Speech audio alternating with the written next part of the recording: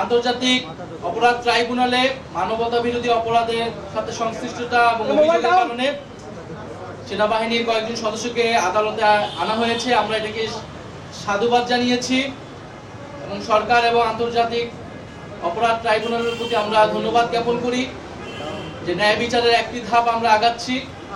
কিন্তু এর পাশাপাশি ইন্টারন্যাশনাল ক্রাইম ট্রাইব্যুনালের পাশাপাশি সারা দেশে যে মামলাগুলো হয়েছে জুলাই শহীদ পরিবারদের পক্ষ থেকে, আহতদের পক্ষ থেকে, সেই মামলাগুলোর বিষয়ে সরকারের কি পদক্ষেপ?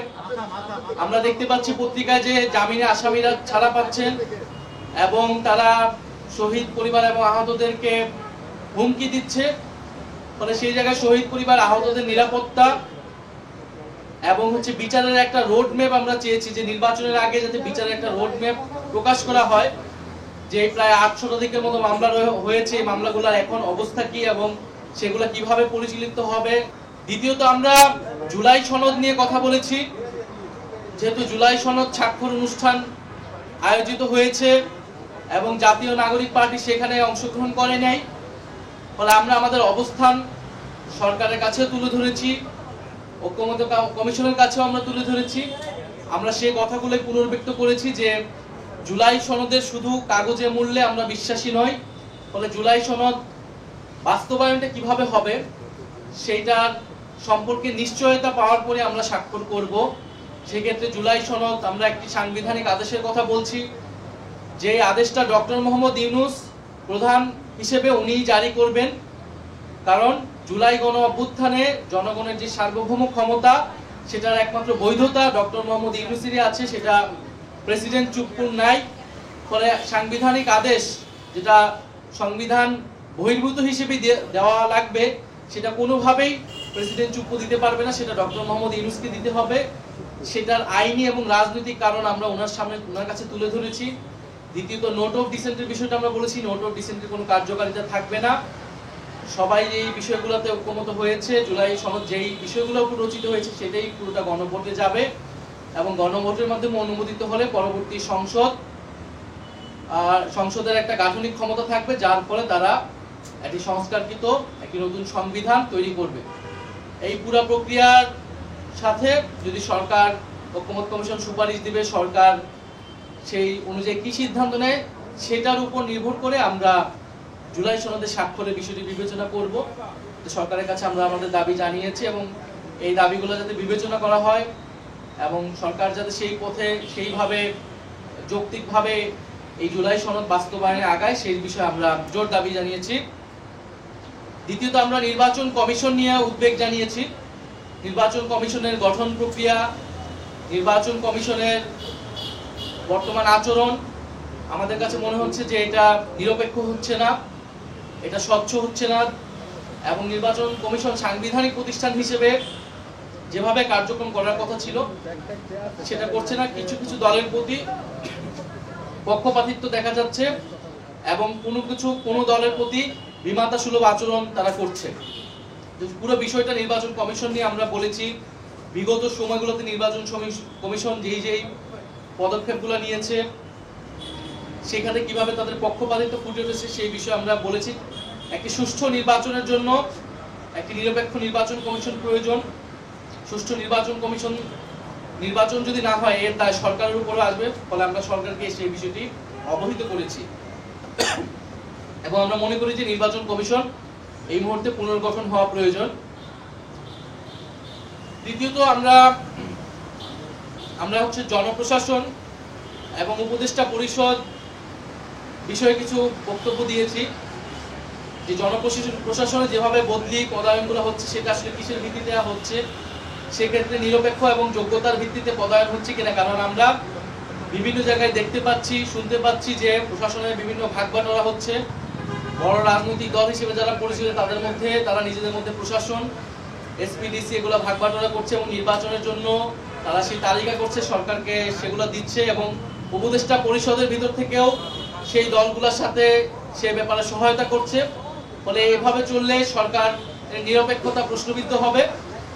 সরকার যাতে নিরপেক্ষভাবে ফাংশন করে এবং উপদেষ্টা পরিষদে যাদের বিরুদ্ধে এই সংশ্লিষ্টতাগুলো রয়েছে, অদক্ষতা, দুর্নীতি এবং রাজনৈতিক দলীয় পক্ষপাতের তাদের বিষয়ে যাতে প্রধান উপদেষ্টা সিদ্ধান্ত নেন। আইন উপদেষ্টা আমাদেরকে বলেছেন যে তত্ত্বাবধায়ক সরকারের না, বরং তত্ত্বাবধায়ক সরকারের মতো যাতে আচরণ করে, অর্থাৎ নিরপেক্ষভাবে, সেই বিষয়ে বলা হয়েছে। তত্ত্বাবধায়ক সরকারের বিষয়টা কিন্তু জুলাই সনদের আওতাধীন। সে বিষয়ে ঐকমত্য কমিশনে আলোচনা হয়েছে তত্ত্বাবধায়ক সরকার কিভাবে গঠিত হবে এবং কোন প্রক্রিয়ায় গঠিত হবে, সেখানে নোট অফ ডিসেন্টের বিষয়টা আছে। ফলে তত্ত্বাবধায়ক সরকার জুলাই সনদে আসবে, গণভোটের পরে এই বিষয়ে আসলে চূড়ান্ত হওয়া সম্ভব। এর আগে তত্ত্বাবধায়ক সরকার যাওয়ার কোনো ধরনের আসলে সুযোগ নেই। ফলে এই কথা যদি বলে থাকে যারা, তাদের কোনো ধরনের দুরভিসন্ধি রয়েছে। আমরা ডক্টর মোহাম্মদ ইউনূস বা এই উপদেষ্টা পরিষদ, আমরা মনে করি যে তারা সংস্কার বিচার প্রক্রিয়ার মাধ্যমে নির্বাচন করাটা তাদের দায়িত্ব, সেই কমিটমেন্ট নিয়েই তারা কিন্তু সরকার গঠন করেছে। তবে তাদের বিরুদ্ধে যে অভিযোগগুলো আছে, সেই অভিযোগগুলো যাতে তারা বিবেচনা করে নিজেদেরকে পুনর্গঠন করে নেয়, উপদেষ্টা পরিষদের দক্ষতা যাতে বৃদ্ধি করা হয়, সে বিষয়ে আমরা বলেছি। ছাত্র উপদেষ্টাদের বিষয়ে যেটা বারবার বলা হয়, তারা কোনো দলের প্রতিনিধি হিসেবে কিন্তু সরকারে নেই, গণ অভ্যুত্থানের প্রতিনিধি হিসেবে সরকারে রয়েছে। ফলে অন্য উপদেষ্টারা যেরকম, ছাত্র উপদেষ্টারাও সেরকম।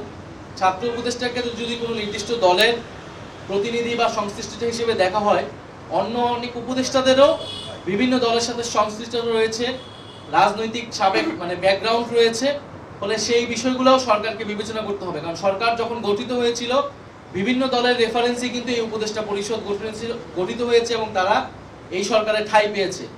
ফলে উপদেষ্টা পরিষদ পুনর্গঠন করতে হলে শুধু ছাত্র উপদেষ্টা নয়, অন্য যে উপদেষ্টাগুলো রয়েছে, আমরা প্রধান উপদেষ্টার কাছে সেই নামগুলো আমরা বলেছি যে কারা কারা কোন কোন দলের সাথে সংশ্লিষ্টতা রয়েছে বা প্রশাসনের ভাগ বাটোয়ারার সাথে জড়িত আছে। ফলে সার্বিকভাবে এটা বিবেচনা করতে হবে।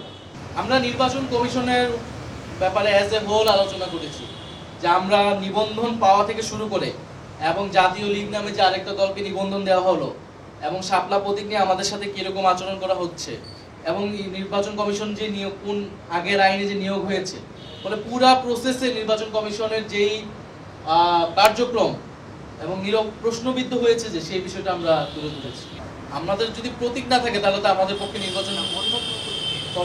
নির্বাচনে অংশগ্রহণ করা সম্ভব হবে না। আর অন্য কোনো প্রতীক তো আমরা নিব না, সেটা আমরা বলেছি নির্বাচন শাপলা কেন আমরা পাবো না, তার আইনি সাংবিধানিক ব্যাখ্যা আমাদের দিলে তখন আমরা অন্য প্রতীকের বিষয়ে বিবেচনা করব। তার আগ পর্যন্ত সেটা যদি নির্বাচন কমিশন না দেয়, তার মানে সেটা শুধু প্রতীকের ইস্যু না, এটা নির্বাচন কমিশনের নিরপেক্ষতার প্রশ্ন, নির্বাচন কমিশন ন্যায় বিচার করছে কিনা একটা দলের সাথে সেটার প্রশ্ন। ফলে যেই নির্বাচন কমিশন আমাদের নিবন্ধন এবং প্রতীক বিষয়ে আমাদের সাথে ন্যায় বিচার করে না, তার অধীনে নির্বাচনে গিয়ে আমরা নিরপেক্ষতা এবং ন্যায় বিচার পাবো, সঠিক ফলাফল পাবো, সেটাও তো আমরা বিশ্বাস করতে পারছি। আমরা মনে করি যে অবশ্যই এই উপদেষ্টা পরিষদের নিরপেক্ষ এবং দক্ষতা নিশ্চিত করা লাগবে একটি সুষ্ঠু নির্বাচনের জন্য। সেই দাবির সাথে আমাদের ভিন্নমত নেই। কিন্তু এই উপদেষ্টা পরিষদ পুরো পরিবর্তন করে তত্ত্বাবধায়ক সরকার নিয়ে আসায় এইটার আসলে সুযোগও নেই আইনগতভাবে, কারণ তত্ত্বাবধায়ক সরকারের বিষয়টাই পুরো জুলাই সনদের অধীনে আওতাভুক্ত আছে। যদি তত্ত্বাবধায়ক সরকার আপনি গণভোটের আগেই সেটাকে বাস্তবায়ন করতে চান, তাহলে নির্বাচন কমিশনও পুনর্গঠন করতে হবে জুলাই সনদের আইন অনুযায়ী বা সেখানকার ঐক্যমত অনুযায়ী। ফলে এই বিষয়গুলো আসলে যারা বলতেছে তারা কোন বিবেচনায় বলতেছে, কোন উদ্দেশ্য নিয়ে বলতেছে, এটা আসলে সন্দেহজনক। আমরা এটা স্পষ্ট করেছি যে জুলাই সনদের সাংবিধানিক আদেশ সেটা বিদ্যমান সংবিধানের অধীনে সম্ভব নয়, সেটা প্রেসিডেন্টই দিক অথবা প্রধান উপদেষ্টাই দিক।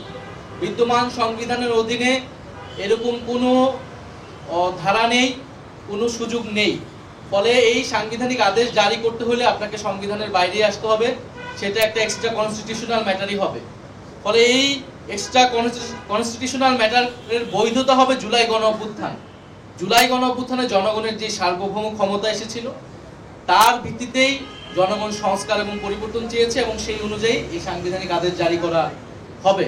ফলে এই সাংবিধানিক আদেশ জারি করতে হলে প্রেসিডেন্ট চুপুর জুলাই গণ অভ্যুত্থানের কোনো বৈধতা নেই, বরং তার আগের আমলের ফ্যাসিস্ট আমলের নিয়োগকৃত রাষ্ট্রপতি তিনি। এই বৈধতা একমাত্র এই মুহূর্তে সরকারের ভিতরে ডক্টর মোহাম্মদ ইউনূসের আছেন।